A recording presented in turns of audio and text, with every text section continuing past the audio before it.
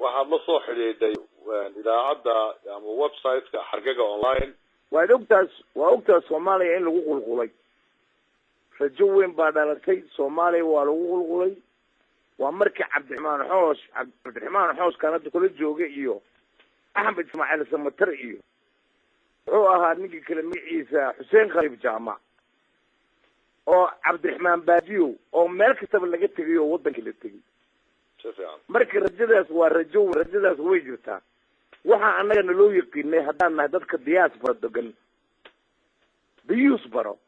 baan loo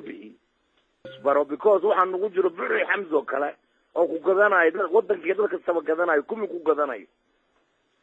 markii dambe waxa tagay Cabdiraxmaan Xoosh waxay dhahaan hadda Soomaalida diric baro saasoo u bedelo wax Cabdiraxmaan Xoosh aad iyo aad baan u taageeraynaa dadkeena oo Toronto iyo Canada ku nool contribution ka weyn aan Soomaaliya aan siinay contribution ugu weyn waxaan u dirnay oo nambasalo ninkan la yiraahdo Cabdiraxmaan Xoosh waayo professor Dagane haddaan halkaa ka dhex galo Cabdiraxmaan Xoosh interview baan mar dhow ka qaadanaa website-ka xargaga online dadweynaha Soomaaliyeed halka ka dhageysanaya gaar ahaan dadyooga ka soo jeeda Khartoum State maxaad halka hore uga soo jeedin lahayd ee waliba dawladda federaalka Soomaalida aan qayb laga siin ee la hagraday ee kuraasadoodii la dhacay ee dibadaabyada loo geystay maxaad halkan uga soo jeedin lahayd guud ahaan iyaga iyo gaar ahaan Soomaalida ku dhageysanaysa markuu ugu horeyso waxaan la hadlayaa walaalahay iyo Khartoum waa waxa la yiri meel aad adiga ka tahay diiq martaliis kama dhigo dhul bahante xamar sidaan ku sheegay aabahay oo abgaala dhulka guriga ku dhis ninka siiyay saaxiib ahayn waa Faarax Suuf dhul bahanta maxaa la jiray dhul bahanta badan aloore odayaal badan ayaa waxa kamid ah ninka ku lahaa skyscrapers ku lahaa downtown Muqdisho wiilkiisa hadda halkan adeer aan u hayo oo la joogo waxaan sheegayaa Xaaji Maxamuud Dheere Shamso Xaaji Aabaheed marka waxaan leeyahay dhul bahanta waa Soomaali waxaan ka wadaa taariikhda dhul bahanta markii la eego waxaa leeyihiin page aad iyo aad u fiican Soomaaliyana ma dhismayso federalismna ma dhismayso haddaanan qaybtii aad ka qaadan jirteen ininka iyo garaadihiina aadan ku soo biirin ninkan meesha waa ka tegaya waa maqlaysa ninkan waa ina adeerkay waxaan u bixiyay Xasan Xoolo because aniga ninkan waxaan ka arkaa hawiyism wixii aan ka soo tagnay 1991 buu rabaa inuu nagu soo celiyo hawiye daarood waa damiin war hawiye daarood laga tegay hadda wataan ku sheegay gabayga Soomaali qab dhaafa laba qabiil qaran ku weysaay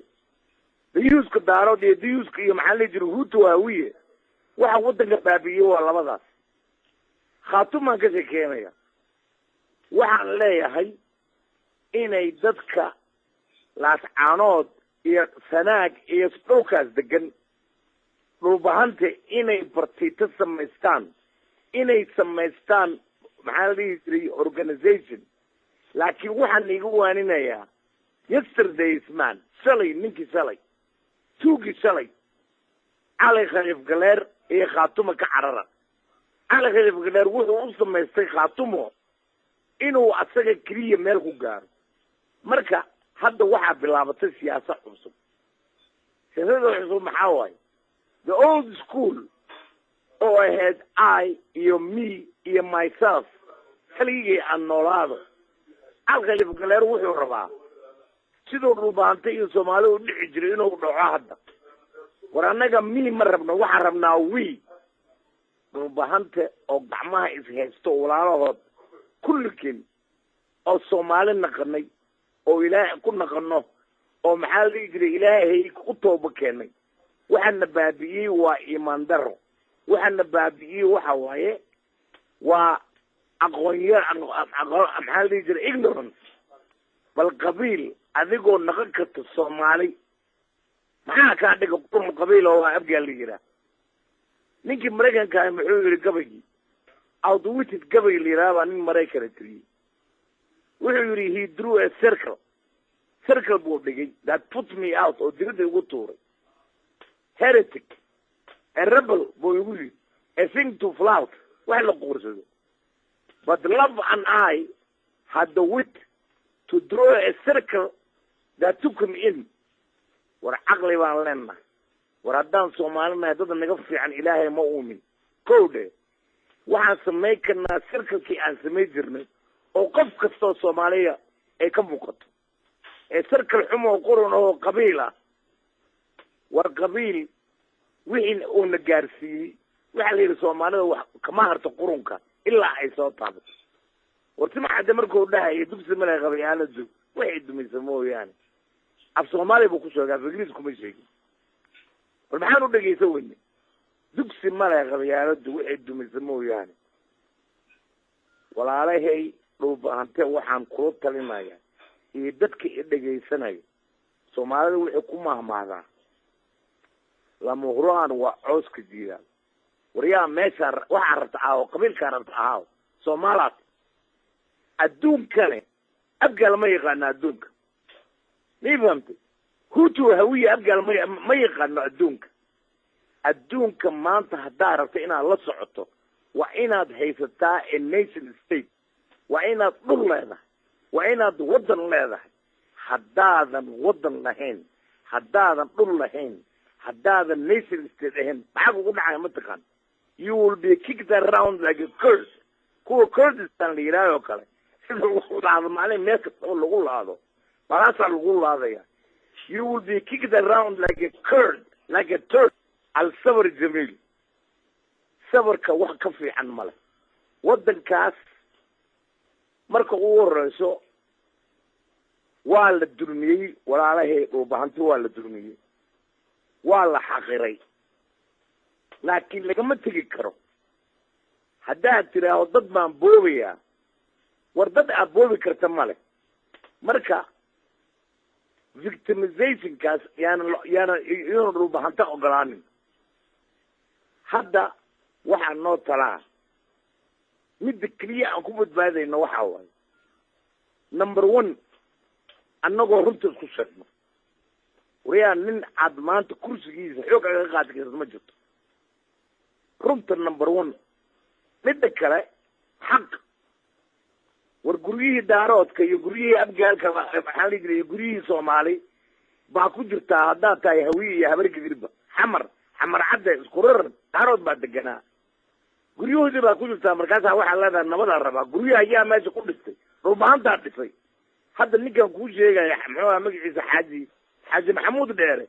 sky scrabers buu ku lahaa aniga abgaal baan nahay caanaha iyo cooskan keeni jirnay sanaha waxaa lahaa daarood kuwa waa jiran annaga naga mid a dalfuxo kale oo guryo ku lahaa iyo kuwo kale ismaan axmed roble iyo ko waa jiraan hadalkii waxaan kusoo gabagabeynayaa warayaada war haddaan soomaali nahay iimaan aan yeelano dhulkaas waa naga badan yahay hadduu dhulkaas dhulbahante ka maqan yahay soomaaliha haddii dhulbahante dibadda lagu tuuro soomaaliha dibadda lagu tuuro waa inaan qof kastaba oo soomaali ah qabiil kasta oo soomaaliya waxa waaye the emphasis soomaali saddex bay u baahan tahay tan aan ku dhamaynaya saddex baan u baahannahay waxa waa marka ugu horeysa recovery inaan iska daaweyno nabarkii aan isku dhufanay dagaalka sokoye number two waxaan u baahannahay unity haddaanan isku imaan aan unified naqan hal baana loo qalanaya waddankeena waxaa qaadanayo amxaara iyo kenya kala qaybsanayso i fahamtay dibutidan qurunka xataa ma rabto soomaaliya inay hagaagto marka waa recovery waxaan u baahannahay unity midda kale waa service wuxuu yidhi ninkii soomaaliya toosoy isku tiirsada halba kiina taag daran taageera weligiina that's what service aan ka wado waa inaan iscaawinaa walaalaan nahay dad soomaalaan nahay dhabta waa inaan usoo noqonaa ee diina usoo noqonaa ilaahay inaan usoo noqonaa توبة عن توبة كنا قال يدي غلط كأنت كل سميني إن القرنا عن الفيودن نكان واحد حسن حوله ودي وحواي قرنكي 1991 براين وفي وضنا على كويال وين هذيركي وهو حزره لكن أنا أقول ما يحني واحد نقول إحنا واحد وأنا كسومالنا ليه فهمت ولا عليه مركز ليه بيروبان توه ليه بيسا سيدا كوي حدنا وكوي شيء ليه فهمت روبان توه أسكت بحنا ولا عليه محلي ولا عليه قبلها إلى السكار واحد على روبان قبل كلا ولا عليه واحد قبل روبان تسا كوي شيء سومالي وويل يولالكي يعبو ساسا واحد قلنا يون فاميلي هل قبيل بعدنا قبيل كوي على رأس صوبه سومالي والصومالي لا تقانان هدا إلهي تقانان أبدوا تقانان وردتكي إنها بابئنا واحد كي أنا واحد وايد old leadership سيدي على خلف كليرو كلا سيدي حسن حولو كلا يكون الربعين إن نمتقنا كيف إيتسدان أو قبل دوسكو ودران هو أصوأنا ديوتو كتورنا واحد أبقنا new leadership سيدي نينك هذا أنت اللي قاعدة عبد الرحمن حوش أو كلام بس واحد الربا ما أنت ده التعليم ده كين الدبج الجوجو وأخوك قلنا وأخونا قلنا كل يوم نقلنا ودكنا ودسنا وحنا كو عادي هذا جهاد وقلنا إن أنا ابن الحقرين إن أنا ابن كسي حق الله قال عبد الرشيد أدبا هم أصلا هاي ها ولا واحد كلهم قدر يا haddaan nahay Soomaali rubaanta kaliya ma Soomaali oo dhan hal gabar baan nagu jirto oo naga dhalatay ee Soomaali dhashay waa gabadha noogu ragsan ragga ugu ragsan ragga ka raganimo badan gabadhaas magaceeda waxa la yiraahdaa Saada Cali waa gabar Soomaaliya Saada Cali waa gabar honorkeena sharafteena dawladnimadeena درجتنا إلهي خير كرسي إلهي النعمة النسي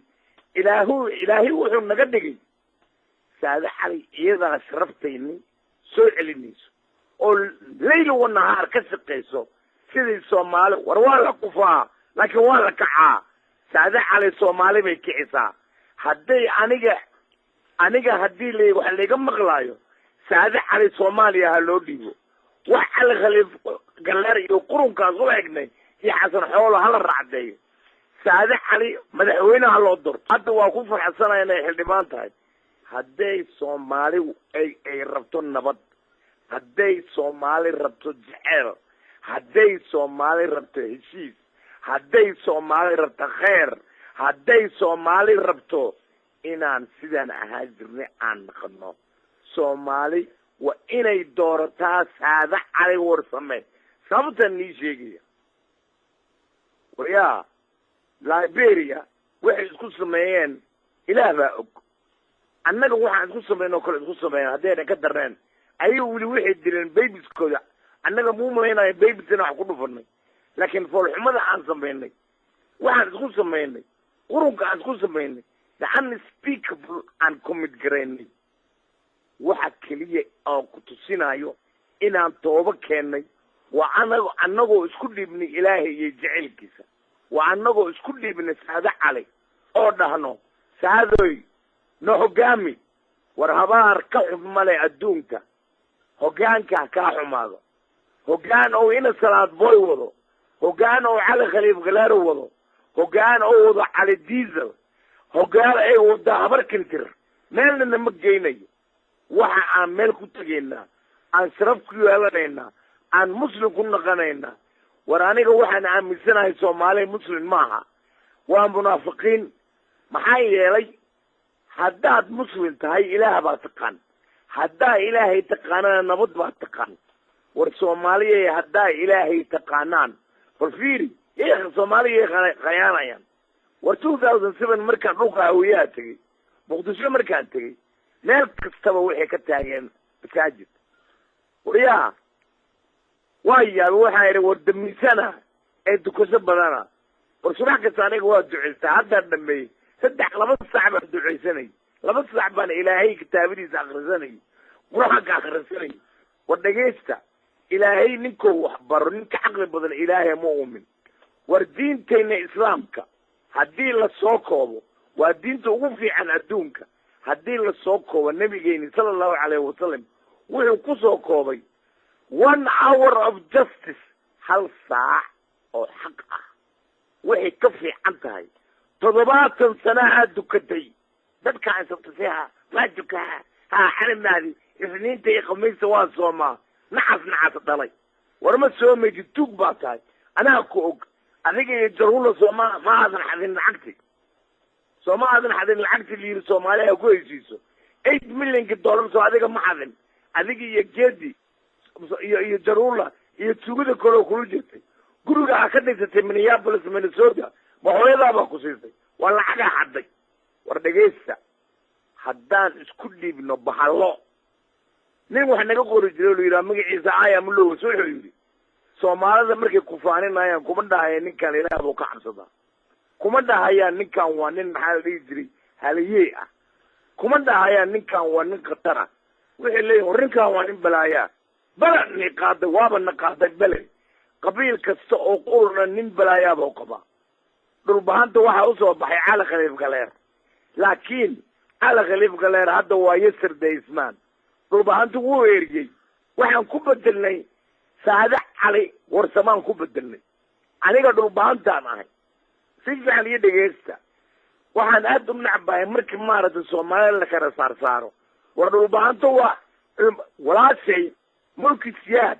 tugane yaa dhalay dhul bahanta dhalay walaashay Faadumo siyaad tugane yaa qabo waxa qabo Cabdi Macallin yuu yahay waa dhul bahante war guriga aan reer tugane boondare ay ka dhiseen yaan sii gurigaas dhulkiisa dhul bahante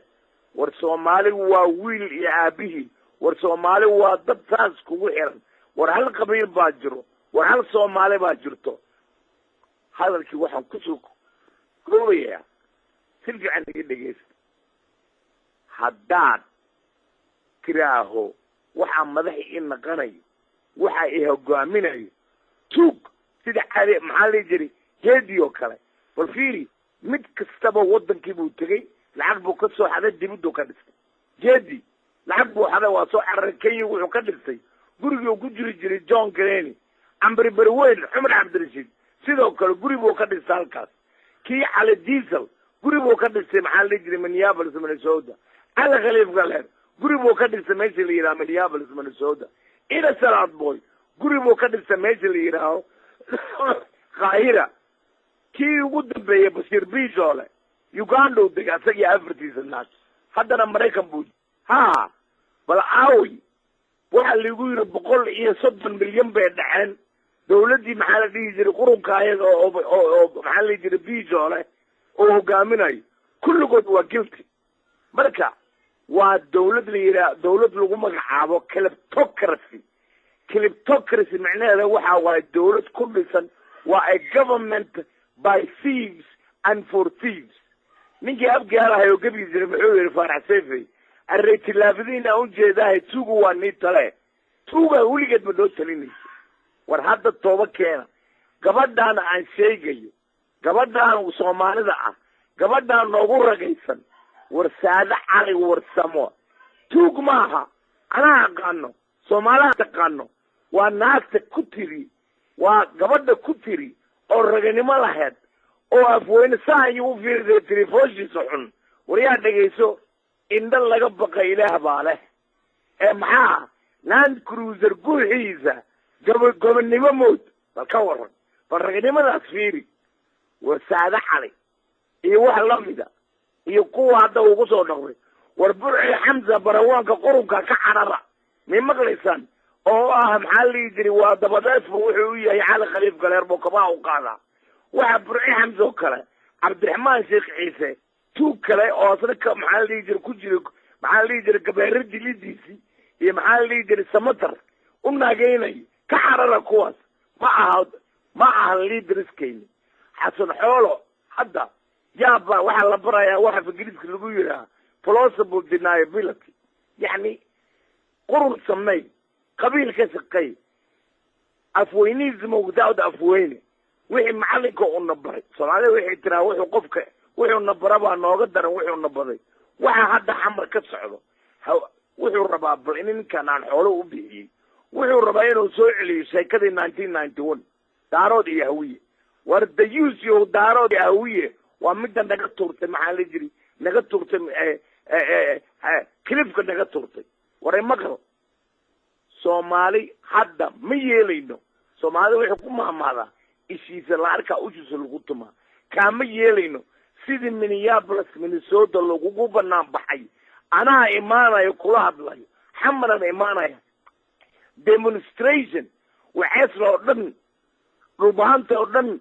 Soomaali oo dhan muqdisho aan ku soo aruurayna aan ku qulqulayna waa ka daalnay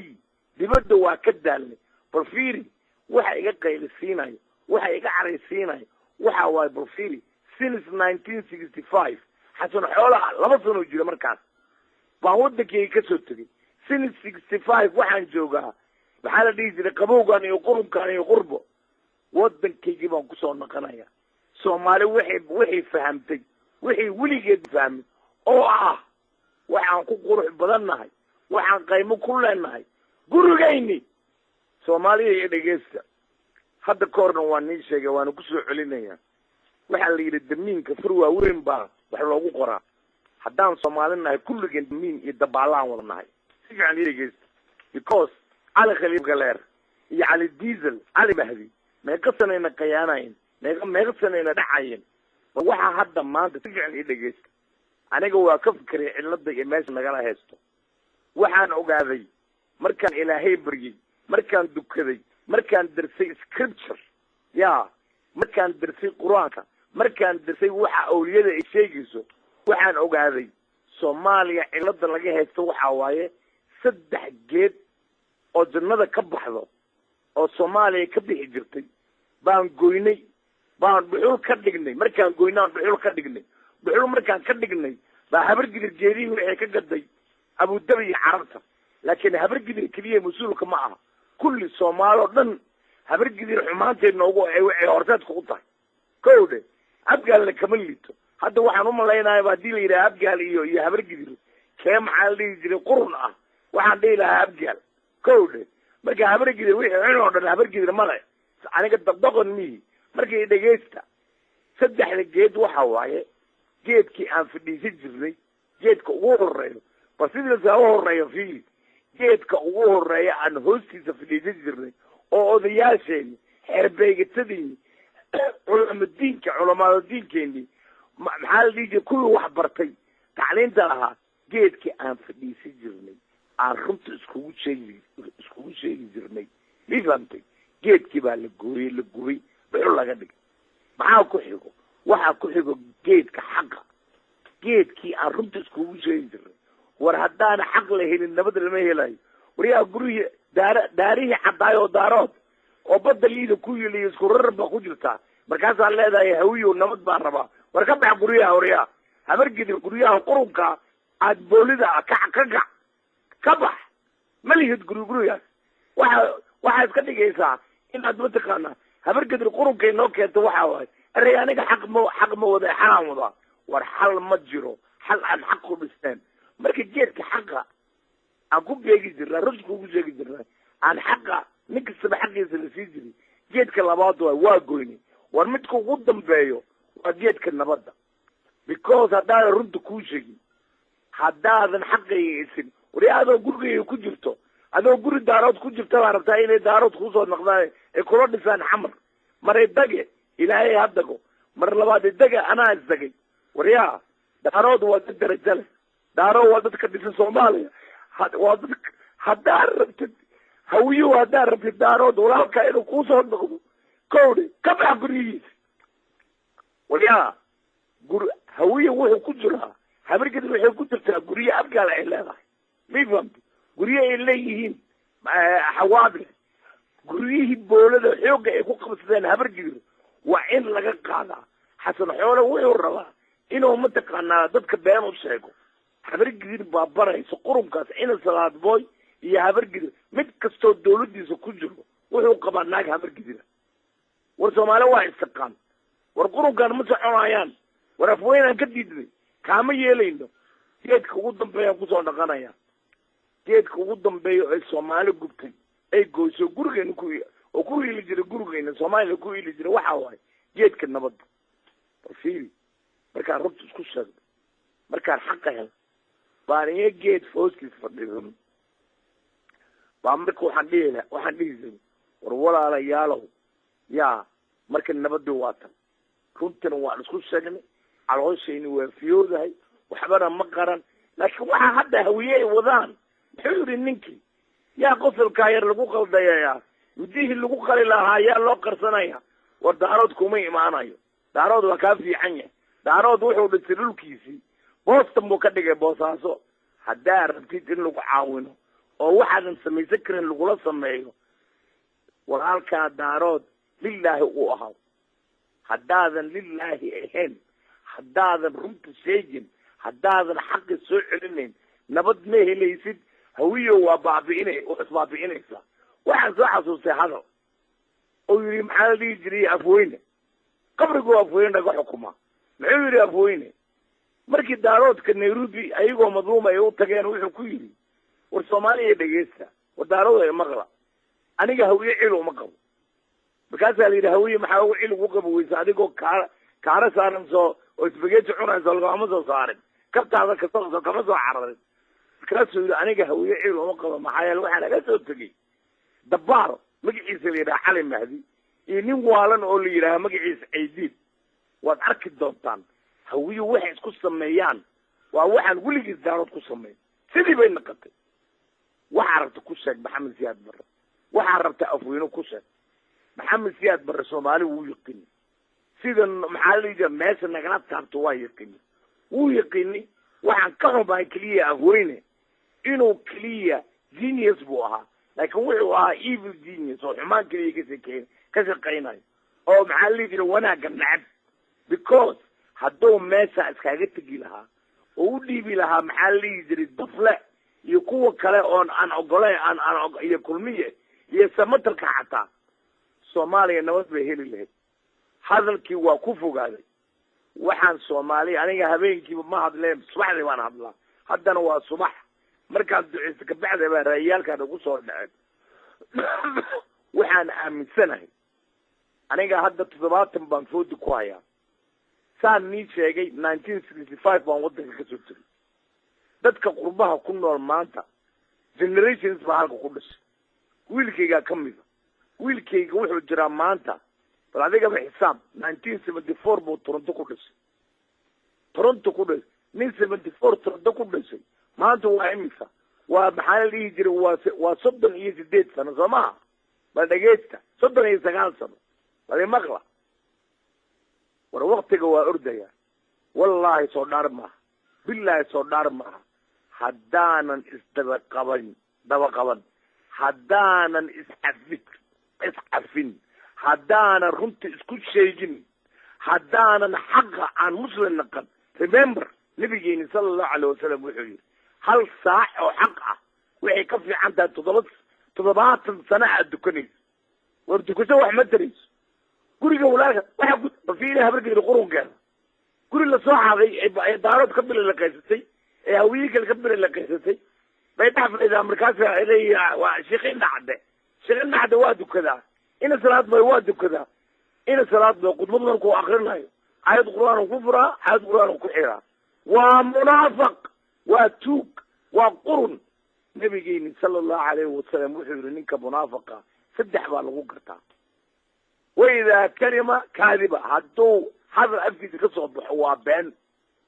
هداد آمنتو وكو خيانيا هدو بلن كاقا هذا ولي يسوى فينا إلهي قولنا تسوي ما وحسو صومالي ما صومالي مسلم ما والهدا إلهي نقانو إلهي هدان نقانو فالفيري فاليا قالا dhul waxaan ka soo ordaynaa dhulkeena markaasa waxaan imaanaynaa dhul yahuud leeyahay dhul gaalo leedahay waxay tusinaysaa taas Canada inayna gaalo ayna muslim yihiin gaalada dhabta ah gaalada runta ah waa Soomaali wuxuu yiri ninkii war haddaadan jecleen walaalka u jeedo sidee ku jeclaan kartaa ilaahay aadan u jeedin bal beentaan ku sheegayna fiiri saaki waxaan akhrisanay aayadda aan saaki ku fikirayo waxay leedahay faith without works is dead يعني إله بان آمن سنة فعل كيجينة وفعل شيطان مزعنس ورهداد إلهي كعب سنس ورإلهي هداد تقانو نوض ما تقانا ضدك كلا أمن سينيسا هو يضي يحاول عيسى حلسو محي يبرتك وحي يبرتك قفكم مسلمكا وحال لقنا ضدك لها عفكيسة يجع عنتيسة والصومالية waxaa jirto mar dhidhiida la gaaray war dhidhiidi baa la joogaa war waa la kufaa laakiin waa la kacaa haddaad rabtid inaad kacdo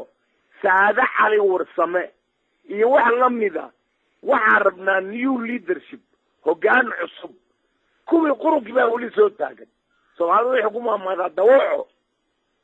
meeshay macal ugu baratay bay macal ugu baqtasaa macala khaliifaag waa 80 jir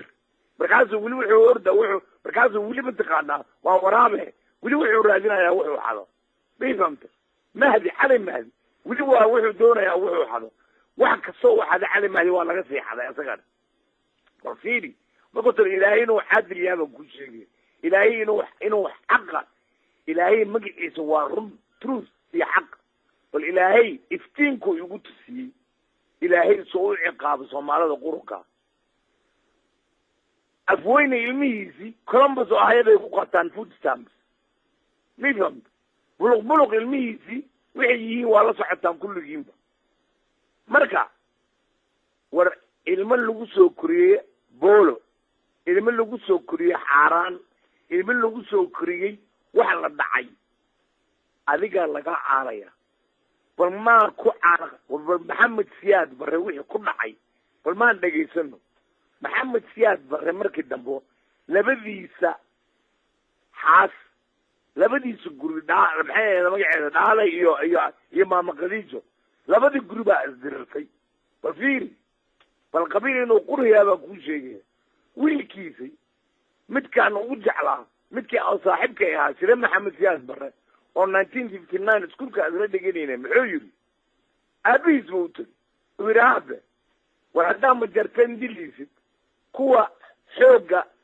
rabay inay xoogga butuq kaaga qaadaan dili waxbana kama qabo laakiin maxaa ka rabtaa nin majarteena oo miskiina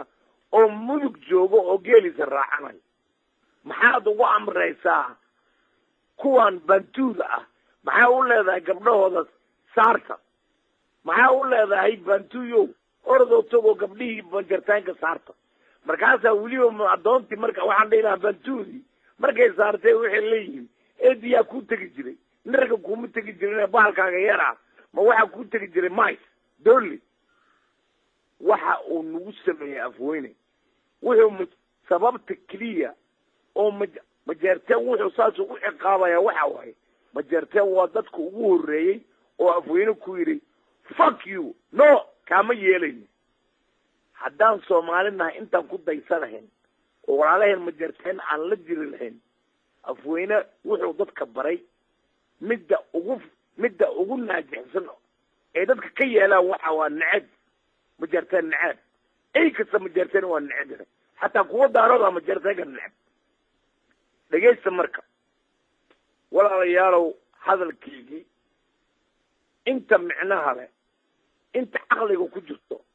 inta cilmiga ku jirto inta wanaageena ku jirto qaado inta kalena ee cafiya raalliga ahaada laakiin aniga waxaan rabaa aniga waa la yaqaanaa calooshayda waxa ku jiro dibadaan soo dhiga waxa qalbigeyga ku jiro aniga waxaan aaminsanahay wax la qariyo waa qurun wariyaa maxaa kaaga qarinayaa runta ka bax guryaha daaroodka ya daarood baa rabtaa inuu soo noqdo dawlad kula dhiso wariyaa ayaa umalaynaysaa dabaal wariyaa daarood dabaal maaha inyinku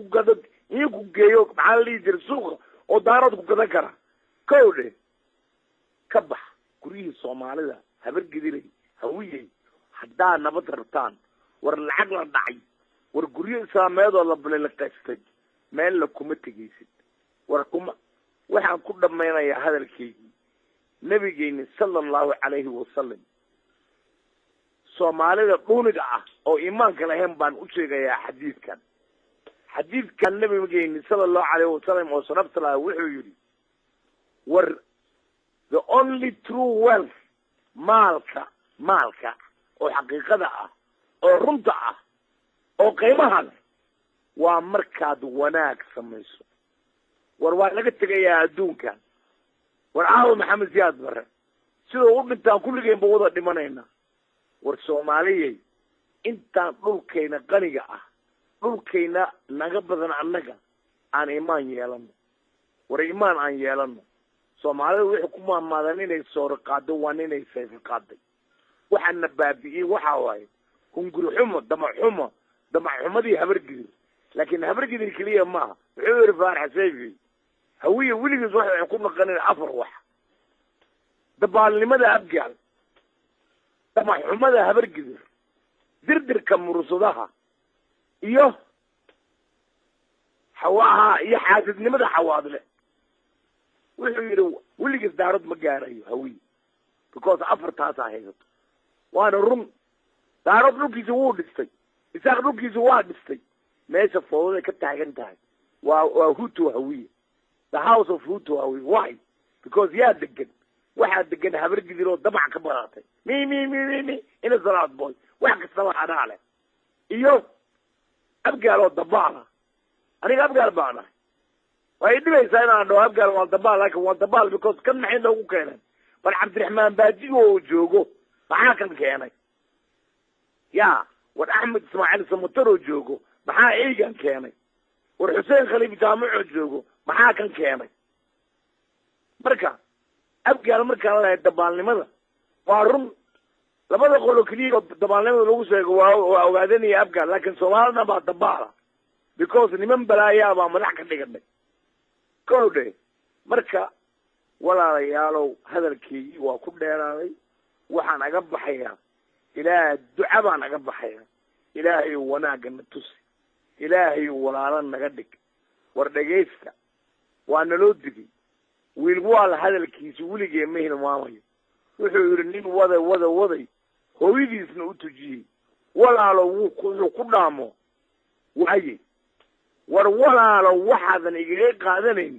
qori caadadiisa igama qaadanaysid war habargedanay guryaha aa ku jirto aa qori ku qaadatay guryaha daarood aa ku jirto aa qori caadadiisa ku qaadatay ku xaday walla inaadan nabad ugu jirin because waa kuu sheegaya hadda goor waa wiilwaal baa sheegay ya rag waday walaalo wuxuu ku dhaamo ya waayey soomaaliyay walaalaan nahay hal qabiil baan nahay soomaalaan nahay wallaahi bilaahi tallaa soo dhaarma haddaanan isdabaqaban haddaanan mudaaxaraad ku samayn xasan xoolo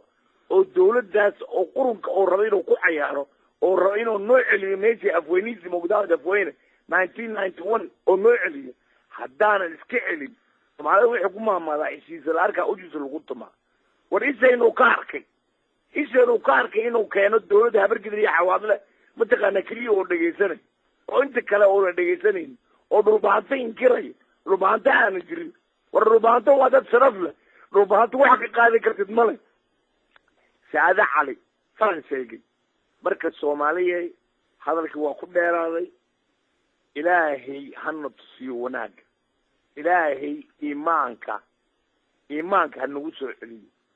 soomaaliyey aniga waxaan nii ahay oo mataqaanaa example waa maxaan ka wadaa war aniga waxa aan qabo ma qariyo soomaaliya waa inaan saas runta iskugu sheegna muxuu yidhi maxarada maxay ku maamaadaa war ninka markuu qofka qariyo jirada cudurka uu qabo qofkaas sidee u bugsanaya ya soomaaliya kulligeen waa qurun baa naga buuxo kulligeen waa jirana soomaalida waxay ku jiran tahay qabiil waxay ku jiran tahay qoray waxay ku jiran tahay qaad waxay ku jiran tahay qab waxay ku jiran tahay qamro waxay ku jiran tahay maxaa la dhihi jiray qaylo iyo qalalaaso iyo qurun corruption bal corruptionka maanta ninkan xasan xoolo oo raba inuu soo celiyo قرآن كان هو آخر أفعل بيوان كبرتنا أنا فاهم لكن هذا في الجديد في حبة أفهمها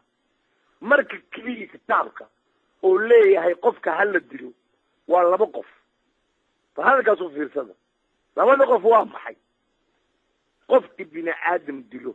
because قرآن كوحي ليه قفك هل قف بني آدم الدلو وعسود دلي بني آدم ورن دلي قفك كحيغو وقفك كربسن كسقي كربسن قرن العقل دعي dawladii oo la dhacay dadka masaakiinta oo qaxootiga ah la dhacay sida qadiijo cusub iyo World Food Programkii lacagtu iyo muxuu ahaa magaciisa midkaan oo qurunka ay adeerkaan oo ahay oo guriga ka dhistay $1 million ka guriga ka dhistay Toronto Jibril Ibrahim Abdulle miifanti oo ku faanayo guriga dhistay dadka balfiiri futadiisa qaawan balfiiri dadkeeni waxay ku jiraan dadaab the biggest refugee camp meeqo qof oo qaxootiga oo Soomaaliya adduunka wareegayo markaas eeyahan miifanti waxay xiranayaan suud war suud kan ma mariyid empty suud baa tahay suud waxa tahay maxaa la dhigi qaado ever ah waxaan ilaahay ka baryayaa nin abgaala oo magaciisa la yiraahdo gabiyo hooyadeeda baan ka maqlay markaan yaraa baa wuxuu yiri zaman aakhir Soomaaliya la saxiixi doona zaman aakhir wax Soomaaliya yiraahdo la saxiixi doona hadda doonto saddex bay u kala baxaysaa mid suulay aana ku sido oo maaragtay kaba warqabinba waxa adduunka iyo waxa socdo so kow maaha iyo mid sida xasan xoolo oo kale iyo cali khaliif galeer oo kale suud gastay suud isaga wana lahayn maaragtay dadkiisii baa qaawan markaasuu suud gasanaya naxal la kugu yaa suud gastay oo sar dheer salaanta ka qaadanay so laba maaha ka saddexaad waa aniga iyo kuwa waxa aniga la mideeyay Saade Cali oo nafta ka siibanayso annagoo dhahayno war Soomaaliya saan isku dhaamo war Soomaaliya saan ma a'uudu billahi minash shaytaanir rajiim Soomaaliya hadalkeedii inta jicnaha lahayd waxaan ku soo koobay cadowtinimo iyo argusiso iyo qab qurun wixii wiilwaal oo yiri aan yeelno rag waday walaalo wuxuu ku dhaamo waayay war aan walaalo naqano war walaalo waaba nahay Ilaah baa naga dhigay hal qoom baa nahay war haddaan wanaag wadno dadkii noo tiri jiray oo qurunka noo kici jiray dadkii aan u bixin niman balaaya sida cali khaliif galeer oo kale iyo ina salaad boy oo kale yeena mardaba soo naqan new leadership ka imaanayo waxa uu horseeda oo xukumo Saade Cali Abdiraxmaan Xoosh Abdiraxmaan Baadiyo iyo Xuseen Khaliif iyo maxaa dadka kuwaas wax la mid Cabdirashiid